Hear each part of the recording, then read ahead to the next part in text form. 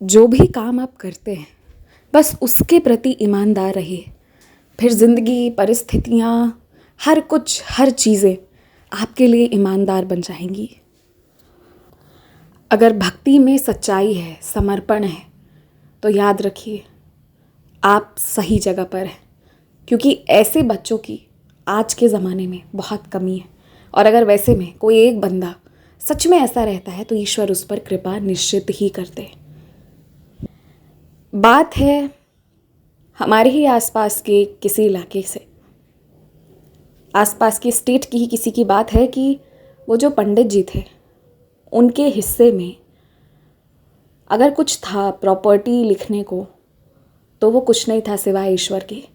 एक बहुत छोटा सा कुटिया था, बहुत छोटा, बहुत छोटी हाइट थी, ऐसी थी कि आप दिन भर उसमें बैठेंगे और उसके जस्ट थोड़ी ऊपर छत है, पर हाँ आप उसमें सो सकते हैं।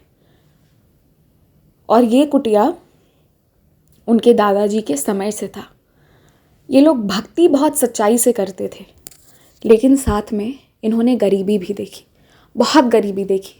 भक्ति में भी सच्चाई थी, प्रतिष्ठा भी था, पर बावजूद उसके भगवान इन्हें कभी धन के आसपास रहने ही नहीं देते। अगर कभी आया तो चला गया, और जनरली इज्जत सम्मान सब मिल जाता, पर वो चीज़ नहीं मिलती। लेकिन हाँ, जब भी अगर कुछ मिला तो इन लोगों का जो इकलौता हनुमान मंदिर था उसके प्रति इनकी सेवा समर्पण, जिसे मैं शब्दों में भी बयान नहीं कर सकती। वो हनुमान मंदिर जो सबसे सामने सीढ़ियों से चढ़ने के बाद सामने प्रभु हनुमान जी, एक तरफ शिवलिंग, दूसरे तरफ गणेश जी, और मंदिर के पीछे एक छोटा सा खुला आंगना जहाँ अक्सर विवाह कार्यक्रम भी हुआ करता। इस पर भी पंडित जी ने कभी किसी से कोई पैसे नहीं मांगे। भले ही ये मंदिर कई सदियों से उनकी खानदानी थी, सेवा करने का जो मौका था वो उन्हें ही मिला हुआ था। ये मंदिर उनके ही किसी पूर्वज द्वारा निर्माण करवाया गया था प्रभु के आशीर्वाद से, पर बावजूद उसके उन्होंने कभी हक नहीं जताया, कभी रोब नहीं दिखाया, कभी घमंड नहीं किया। यहाँ तक कि वहाँ होने वाली शादियों के बदले कभी कोई मिनिमम चार्जेस तक नहीं लिए, क्योंकि इनके अंदर अगर कुछ थी तो वो सच्चे हृदय से भक्ति थी। हाँ, अगर गांव में किसी को ज़रूरत पड़ा, चाहे किसी भी कारण से, वहाँ मौजूद ज़रूर हो जाते, लेकिन मन में लालच नहीं, सिर्फ भक्ति भाव। और ये मालूम था कि जो ज़रूरतें होंगी वो प्रभु पूरा करेंगे। मेरा तो काम है बस सीताराम जपते हुए हनुमान जी की सेवा करना। पंडित जी, उनकी वाइफ और 2 बच्चे, बेटी बड़ी बेटा छोटा। पंडित जी ने हमेशा यही संस्कार दिया, कभी लेना मत, हमेशा देना। जो हो, जितना हो, सब निकाल कर दे दो। और पंडित जी भी यही करते। उनके लिबास, उनके शरीर पर बस मिनिमम कपड़े रहते थे। गरीबी झलक जाती, पर जैसे ही मुंह खोलते भक्ति भी झलक जाती, संतृप्ति भी झलक जाती। आज के ज़माने में ऐसे लोग रेयरली ही मिलते हैं। तो पंडित और पंडित जी की वाइफ, ये दोनों इस मंदिर में सेवा दिया करते। अब जैसे कि मैं थोड़ा मंदिर का वृतांत बताऊं, सामने सीढ़ी थी, सीढ़ियों को चढ़ते ये एक NH के किनारे सीढ़ी चढ़ने पर ये हनुमान जी की मंदिर थी। एक तरफ शिवलिंग और दूसरे साइड गणेश जी थे, पर वो थोड़ा अंदर जाके थे।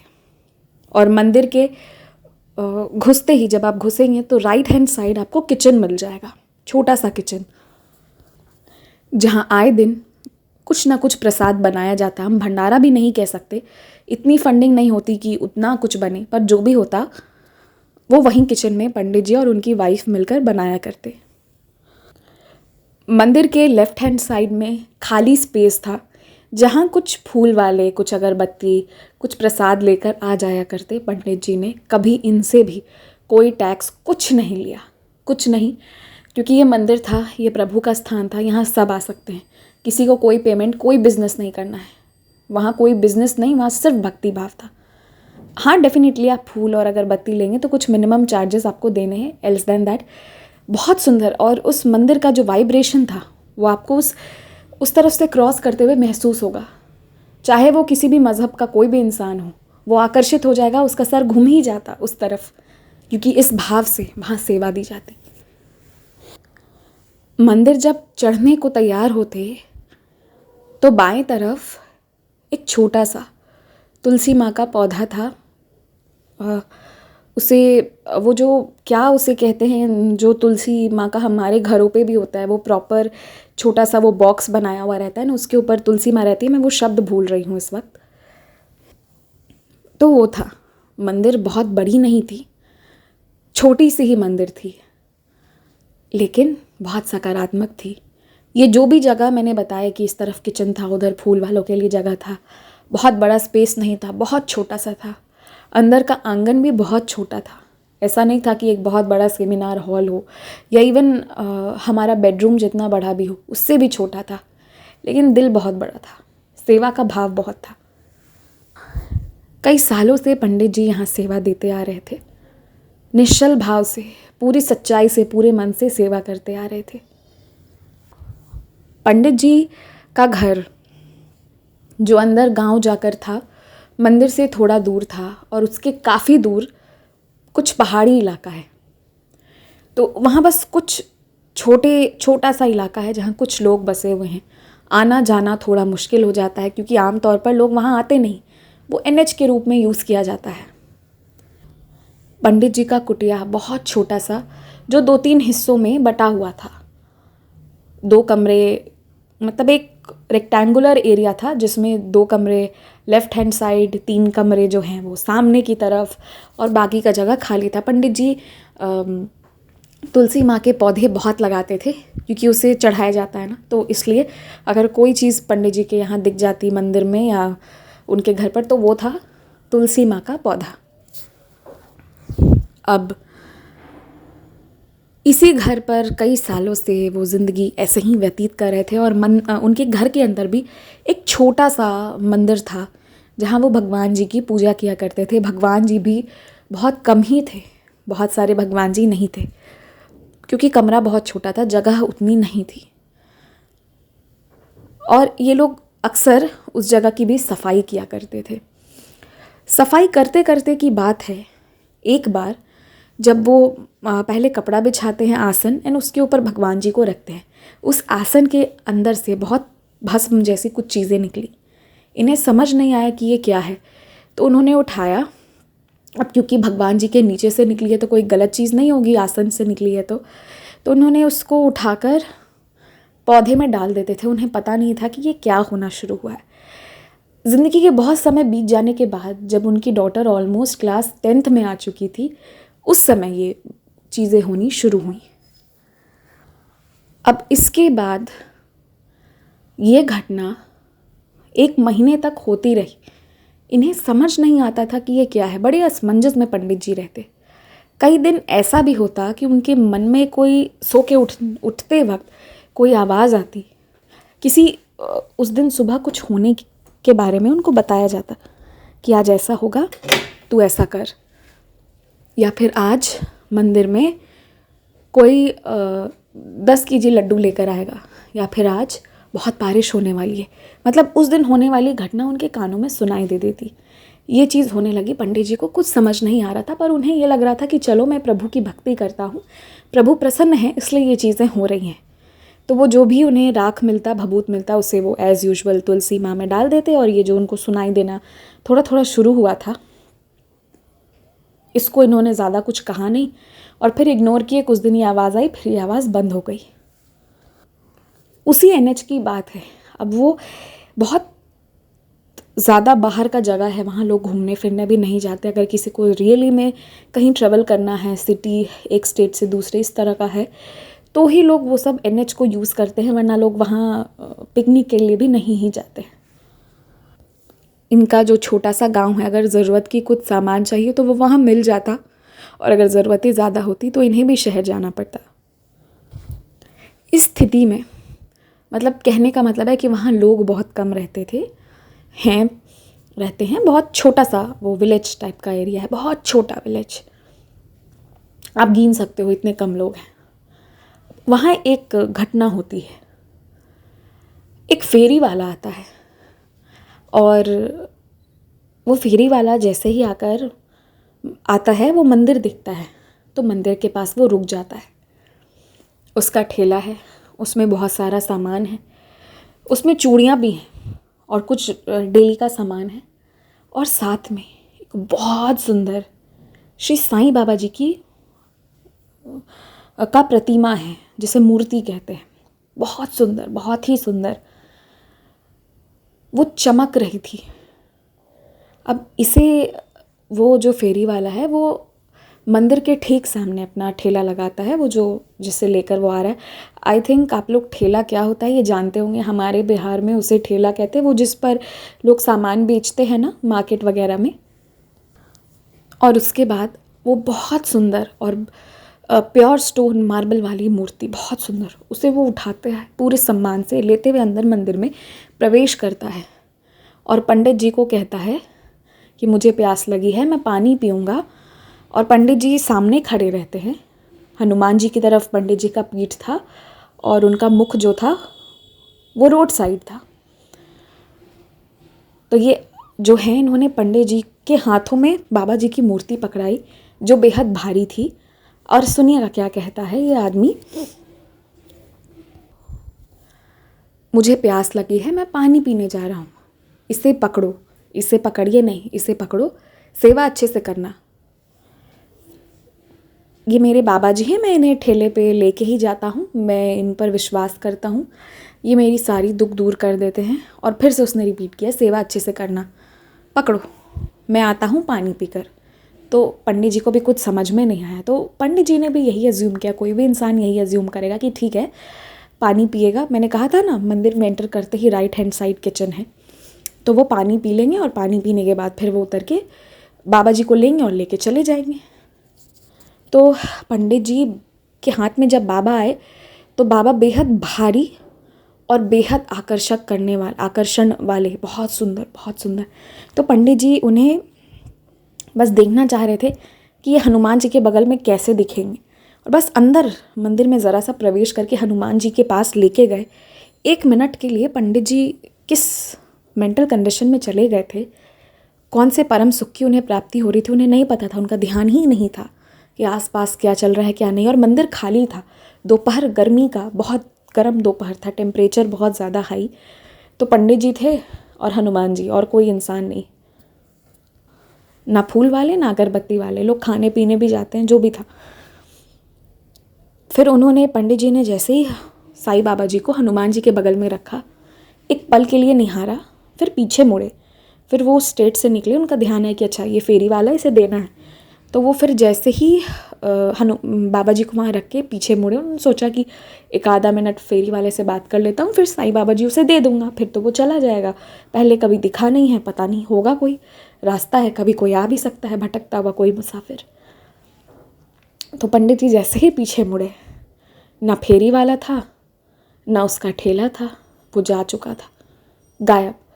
तो पंडित जी भागते हुए मंदिर के बाहर गए, नीचे उतरे, लेफ़्ट राइट आगे पीछे पूरा देखा, वो फेरी वाला कहीं दिखा ही नहीं। पंडित जी को समझ ही नहीं आया कि ये क्या हुआ है, और अभी भी पंडित जी को ठीक से समझ नहीं आ रहा था कि ये चल क्या रहा है, ये हो क्या रहा है। पंडित जी जो इतनी चीज़ों को पकड़ चुके हैं, लोगों के इतने प्रॉब्लम सॉल्व कर चुके हैं, लोगों को इतना गाइड कर चुके हैं, आज पहली बार उन्हें ही समझ नहीं आया कि ये क्या हुआ। पंडित जी इस घटना से थोड़ा हैरान थे, स्तब्ध थे, फिर भी कुछ समझ नहीं पा रहे थे। फिर उन्होंने फाइनली साईं बाबा जी को अपने घर ले गए, ले जाकर फिर वहीं पर रख दिया। अभी मंदिर में तो रखते नहीं, उन्हें पता नहीं था, कुछ समझ नहीं है, वो अपने घर ले गए, घर जाकर रख दिए। उसके बाद वो लोग मिलकर पूजा करने लगे। ये इंसिडेंट इन्हें हमेशा के लिए फिर याद रहा। इन्हें लगा कि ये भगवान का एक कृपा होगा, इस तरह से भगवान को आना होगा, क्योंकि हम सबकी ज़िंदगी में कभी ना कभी कुछ ऐसा अनुभव होता ही है। तो उन्हें लगा कि बस ये ऐसी ही कोई बात होगी। पर बात ऐसी है ना कि बात यहीं से शुरू हुई है। हनुमान जी और बाबा जी का रिश्ता बहुत पुराना है। इतनी श्रद्धा से जो हनुमान जी की सेवा करेगा वो तो साईं का प्यारा बच्चा होगा ही। पंडित जी को कुछ समझ नहीं आया। बेटी 10th में, बेटा अभी छोटा है, 6-7 में है, मुझे याद नहीं है एग्जैक्टली, छोटा है, हाँ 5 में नहीं है, 6th या 7th में है। और पंडित जी के घर अब बाबा आ गए हैं, बेटी भी पूजा करती है, सब मिलके करते हैं। इतने भारी बाबा कि उन्होंने उसे अपने मंदिर में रखा, तो बगल में रखा स्पेशली एक छोटा सा स्टूल लगा के, क्योंकि वो मंदिर जो लकड़ी का था वो टूट जाता। इतने सुंदर, इतने आकर्षक, पर इतने भारी बाबा, और वो इतनी छोटी सी मूर्ति पर इतनी भारी। खैर, इनका ये सेवा भाव चलता रहा। एक आध साल ऐसा ही चला। कभी कभी पंडित जी के साथ ऐसा हो जाया करता कि वो कुछ भभूत मिलता वापस और वो उसे तुलसी माँ में डाल देते। उन्हें लगता ये भगवान का कुछ है या क्या है पता नहीं, कुछ अगर वहाँ आसन से मिला है वो ये कर देते। ये कभी कभी होता। इन्होंने इस चीज़ के बारे में कभी किसी को बताया नहीं, क्योंकि कुछ कुछ ऐसी अलौकिक चीज़ें कभी जभी घटती रहती थी। मंदिर में सेवा भी करते थे तो भी ऐसा होता था, तो for him it was normal.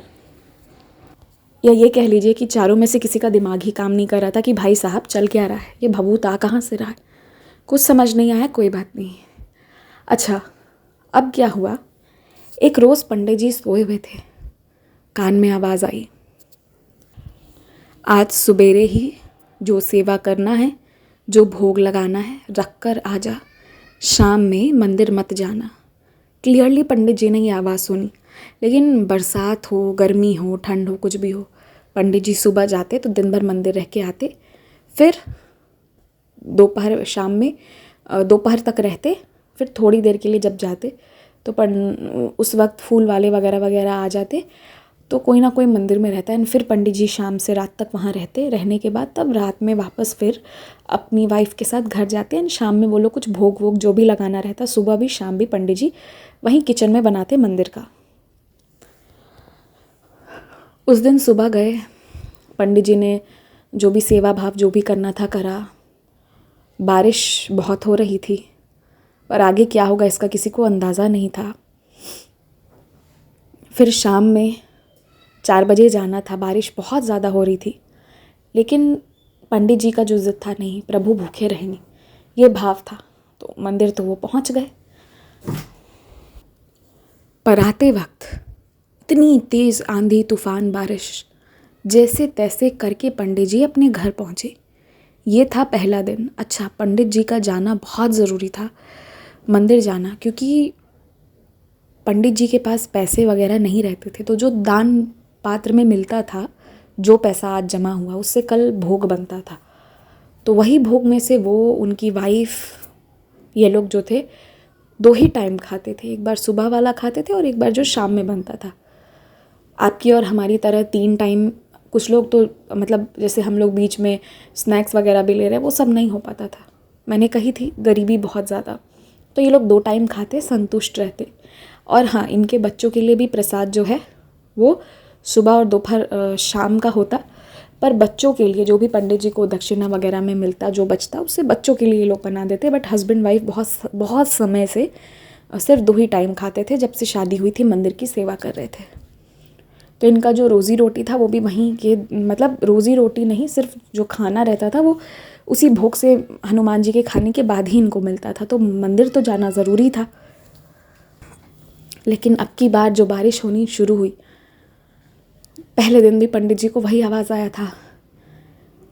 अब उसके बाद ये होना शुरू हुआ कि जैसे जैसे बारिश होने लगी, और इस बार बारिश जब रुक नहीं रही थी, तो फिर लोगों का आना जाना भी कम हो गया। धीरे धीरे मंदिर खाली होने लगी, और एक रोज़ और यही हुआ कि आज मंदिर मत जाना, यही बात हुई। लेकिन पंडित जी सेवा भक्ति भाव से तो जाते ही जाते, और लास्ट में at the end of the day इंसान को जीने के लिए रोटी चाहिए, जो उन्हें मंदिर से ही मिलती। तो पंडित जी सुबह भी गए उस दिन, और अब बारिश के कारण बाढ़ की स्थिति आ गई थी, बांध टूट जाता तो वही होता।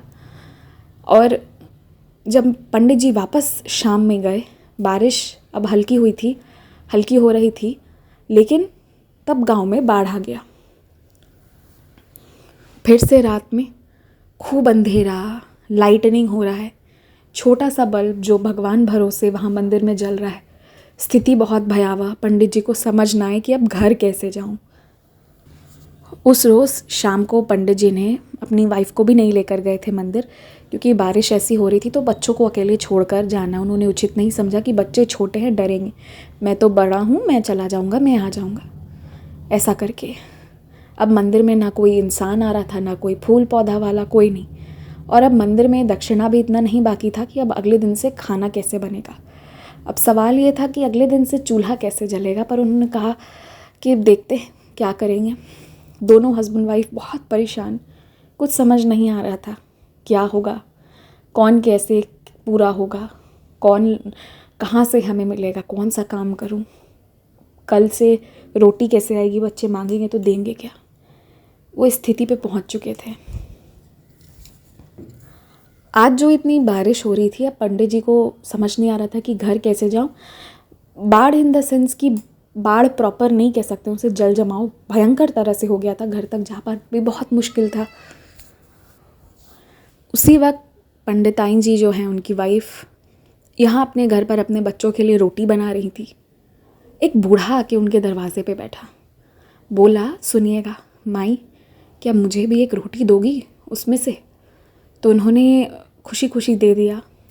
पंडित जी की वाइफ को भी पता था कि कल की स्थिति क्या है, लेकिन अब दरवाजे पर कोई आया है बारिश में भीगता हुआ। उन्होंने कहा, आओ आप कोने में बैठो उधर। उन्होंने शेड लगाया, वो बैठ गए। उन्होंने वो एक रोटी ली और उसे ग्रहण किया और फिर उन्होंने कहा, तुम चिंता मत करो, तुम पंडित जी का इंतज़ार करी हो ना, वो सुरक्षित हैं, वो अच्छे से घर आ जाएंगे। तो इन्हें लगा कि होंगे कोई गांव वगैरह के कोई होंगे जो जानते होंगे, मैं इन्हें नहीं जानती होंगी, क्योंकि पंडित जी को सब जानते हैं और पंडित जी सबको जाने ज़रूरी नहीं है। अब इधर पंडित जी को समझ ना आए कि आज घर जाऊं तो कैसे। पंडित जी मंदिर बंद करके मंदिर की सीढ़ी पर बैठे हुए थे, बारिश तेज़ हो रही थी, समझ नहीं आ रहा था आज क्या होगा, आज का दिन बहुत भारी है।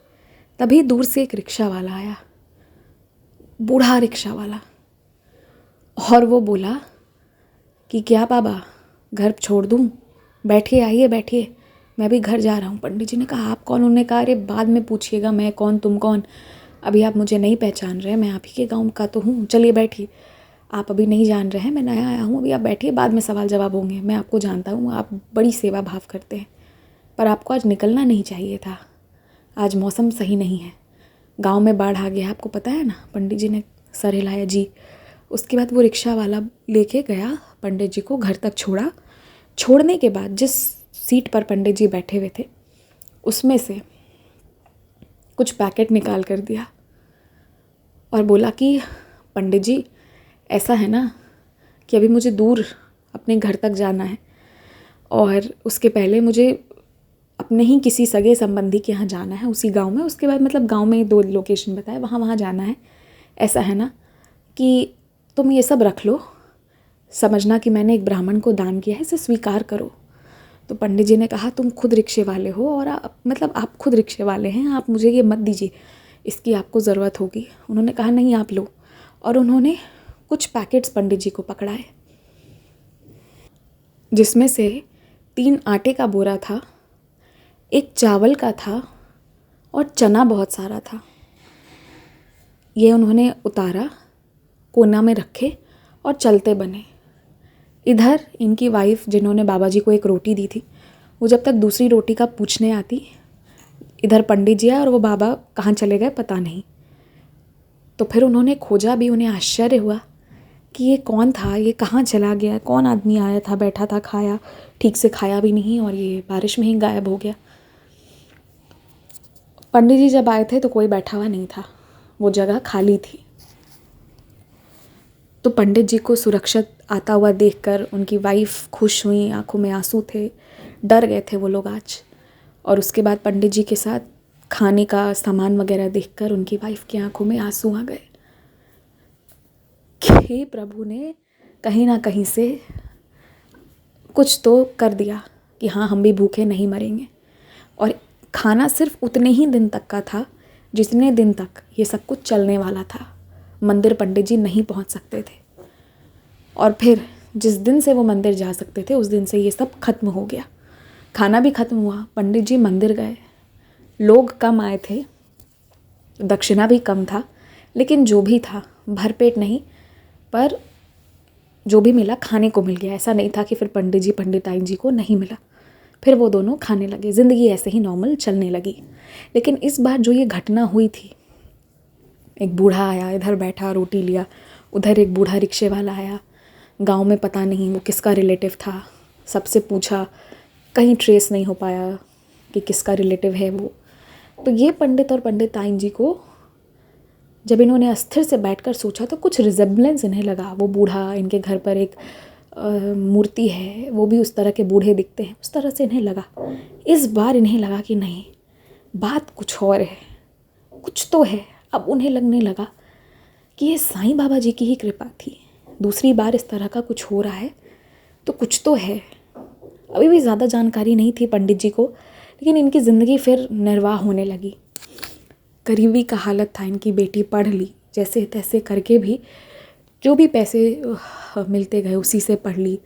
और कभी कभी ऐसा होता कि पंडित जी सोए हैं, सपने में कोई कहता वही सो के उठने के पहले कि आज तेरे लिए आलू के पराठे भेज रहा हूँ, और इत्तेफाक से उस दिन कोई आदमी आ जाता, उसने आलू पराठे बना के लाए रखते, और किसी काम के कारण वो खा ना सकता तो वो पंडित जी को ही भेंट कर जाता। ऐसा भी बहुत बार होना शुरू हुआ। ये सब चीज़ें होती थी, पर अभी भी पंडित जी को समझ नहीं आ रहा था कि क्या चल रहा है।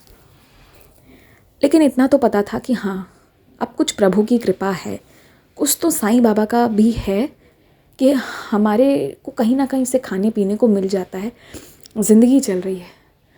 अब पंडित जी, जिनकी ऐसी स्थिति थी कि आज तक अगले दिन कैसे पूरा होगा इस हाल में जीते थे, बेटी की शादी का समय आया। अब लड़का कहाँ से खोजा जाए, कौन करेगा शादी? सुंदर, बहुत सुंदर कन्या, सब कुछ सुंदर, पर घर की स्थिति ऐसी थी कि दहेज वगैरह नहीं दे सकते थे।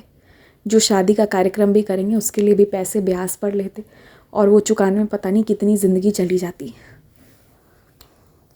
इधर इनकी बेटी बहुत सुंदर, बहुत सुशील कन्या, और इन लोगों ने, माँ और इनके पिताजी ने यही सिखाया था उस कन्या को कि हमेशा देना, कभी किसी से लेना मत, चाहे कुछ भी हो जाए। कभी हाथ मत फैलाना, अगर फैलाना रहे तो वही बात है जो कई बार, जो मेरी मम्मा भी मुझसे कहती हैं, सिर्फ भगवान के सामने जो कहना है सिर्फ भगवान से कहो, किसी इंसान के पास मत जाओ, किसी इंसान से मत मांगो, वो देगा तो सबसे बेस्ट देगा। वही चीज़ वो भी सिखाते थे। तो उस बच्ची ने कभी मांगा नहीं, कभी कोई सवाल जवाब कुछ नहीं किया। पर हाँ, जिस विद्यालय में वो जाती थी, वहाँ जो 11वीं 12वीं के बच्चे थे उनको पढ़ाने के लिए वहाँ पर शिक्षकों की नियुक्ति भी होती, तो कोई आता कोई नहीं आते, मतलब बहुत इंटीरियर का बहुत स्थिति ख़राब थी।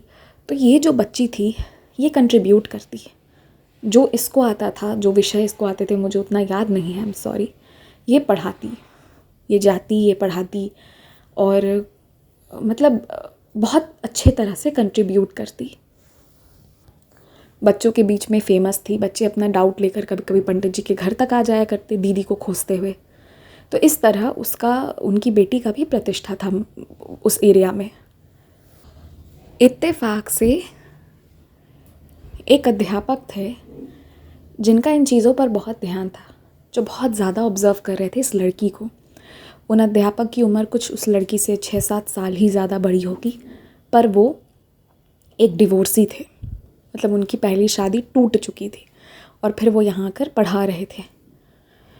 तो इस लड़की को इस तरह वॉच करते हुए देखते थे कि कैसे ये लड़की के पास कुछ नहीं है, कपड़े जो पहनती है वो 2 ही कपड़े हैं जो बदल बदल के आती है, पर सुंदर तरीक़ा से आती है, सुंदर से नहीं तरीक़ा से, फिर भी खुश है। कभी बच्चों से पैसे नहीं मांगती कि मुझे पैसे दो, इतना पढ़ा रही हूँ या ये कर रही हूँ, संतुष्ट रहने वाली लड़की।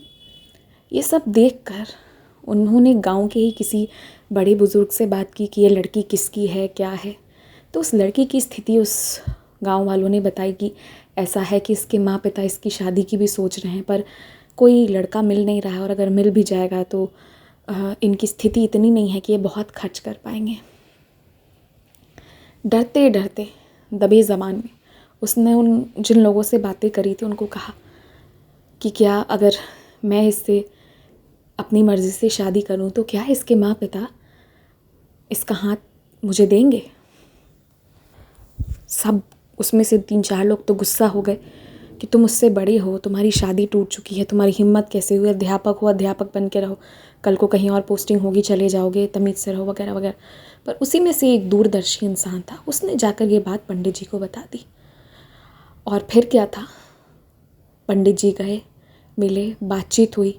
पंडित जी गरीब ज़रूर थे, लेकिन अपनी बेटी को जैसे तैसे हाथों में नहीं देना चाहते थे, इसलिए बहुत अच्छे से बातचीत करी, अच्छे से समझाया, अच्छे से पता किया। उसके बाद वो लड़का बहुत संतुष्ट, बहुत तृप्त और साईं भक्त निकला। जब साईं भक्त निकला, फिर पंडित जी एश्योर हो चुके थे। पंडित जी का सामने से बाबा से बहुत अनुभूतियाँ नहीं थी, लेकिन जो थी वो हृदय स्पर्श करने वाली थी। ज़्यादा सेवा करा नहीं था, ज़्यादा जानते नहीं थे बाबा के बारे में, पर जो उन्होंने अपनी ज़िंदगी में महसूस किया था, उसके बाद एक साईं भक्त था वो। फिर पंडित जी ने आँख मूंद कर उस पर विश्वास किया और उनकी कन्या की विवाह जो है इस इंसान से कराई गई, जिस इंसान ने खुद अपनी शादी में खर्च करे, मिनिमम खर्च। पंडित जी को कोई बहुत अमाउंट का लोन नहीं लेना पड़ा, जो थोड़े बहुत बेसिक्स। उसी मंदिर के प्रांगण में अच्छे से शादी कराई गई। और वो लड़की जिसके पिता एक ऐसे पोजीशन पर थे जहाँ पता नहीं कि कल को क्या हो, खाना कहाँ से आए, वहाँ से वो उस घर पर गई जहाँ उसके पति को एक अच्छी सैलरी मिलती थी। आप समझ रहे हैं कि जिसके फादर को कुछ नहीं मिल रहा था, उसकी शादी एक गवर्नमेंट स्कूल के डिवोर्सी इंसान थे पर बहुत अच्छे इंसान थे, उससे शादी करा दी गई। तो उसकी ज़िंदगी, जहाँ पहले यही था कि 5,000 में पूरा घर को चलाना है, वहाँ अब तो 5-10 हज़ार का राशन ही आ रहा है, 5,000 का राशन ही लेके आ रही है। फिर उन दोनों की ज़िंदगी बहुत अच्छे से, मतलब वो लोग अब रहना शुरू कर दिए ना, अच्छे से ज़िंदगी चल रही है। तो जिस इंसान ने इतना सेवा करा हो ईश्वर का, जो सेवा करे या ना करे, वहाँ बहुत लोग रहते हैं, भगवान को पैर दबा रहे हैं, मालिश कर रहे हैं, वो सब बहुत लोग करते हैं। उसके बाद बाहर जाकर गड़बड़ कर रहे हैं, इसकी चुगली कर रहे हैं, उसके लिए बुराई कर रहे हैं। पर जिसने सच में श्रद्धा दिखाई है ना, प्रभु उसका हाथ कभी नहीं छोड़ते। उस लड़का को एक परिवार मिला जो उनका दामाद था, और फिर पंडित जी की सिचुएशन बहुत अच्छी हुई। उन लोगों का धीरे धीरे करके वो घर पूरा बना। पंडित जी लेना नहीं चाहते थे, पर उनके दामाद के आगे उनकी चलती नहीं थी। फिर उन लोगों का सिचुएशन पहले से बहुत अच्छा हुआ। लेकिन पंडित जी का वही है, वो अपनी सेवा करते हैं, भगवान की कृपा से सब मिल गया। उनका बेटा है, वो भी पंडित जी के बाद वही सेवा करेगा मंदिर की। एंड इस पूरे चीज़ से भगवान ने उन्हें फिर आश्वस्त करवाया कि जब तुझे ज़रूरत होगी तब मैं तेरे लिए खड़ा हो जाऊंगा। बेटी की ज़िंदगी भी अच्छी हो गई, जिसका उन्होंने कल्पना नहीं किया था। अपने औकात से तो यहाँ तक पंडित जी पहुँचा ही नहीं सकते थे। लेकिन क्या होता है ना कि जब हम प्रभु की भक्ति करते हैं तो हमारी औकात है या नहीं है वो सब मैटर नहीं करता, किस्मत में था या नहीं था वो सब मैटर नहीं करता। बाबा रोक के पकड़ के स्पेशली झोली में डालते हैं कि तुझे लेना पड़ेगा, पकड़, तूने एक दिया है ना, तेरे को 10 दे रहा हूँ, पकड़, ले और जा। यही बात है। इन्होंने हनुमान जी की सेवा करी, पर बहुत सच्चे हृदय से करी, और बाबा की इन पर कृपा बरस पड़ी। डेफिनेटली अब इन्हें बाबा की अनुभूतियाँ अच्छे से समझ में आती हैं। जब कोई साईं भक्त आ जाता है तो वो हर छोटी छोटी बातों को समझाता है। पर इन अनुभूतियों के माध्यम से यही कहना चाहती हूँ कि ज़रूरी नहीं है कि बाबा आपसे आके मिलेंगे। और कभी कभी ऐसा रहता है कि कुछ लोगों से मिल लेते हैं, जैसे पंडित जी के केस में, फिर भी उन्हें समझ नहीं आता कि ये हुआ क्या। बट किसी ना किसी माध्यम से बाबा हमेशा आपकी मदद करेंगे। चिंता छोड़ दीजिए, यही बात हर बार कहती हूँ, आज भी कहूँ, चिंता छोड़ दीजिए, चिंता साईं करेंगे, आप भक्ति कीजिए। जय साईं राम।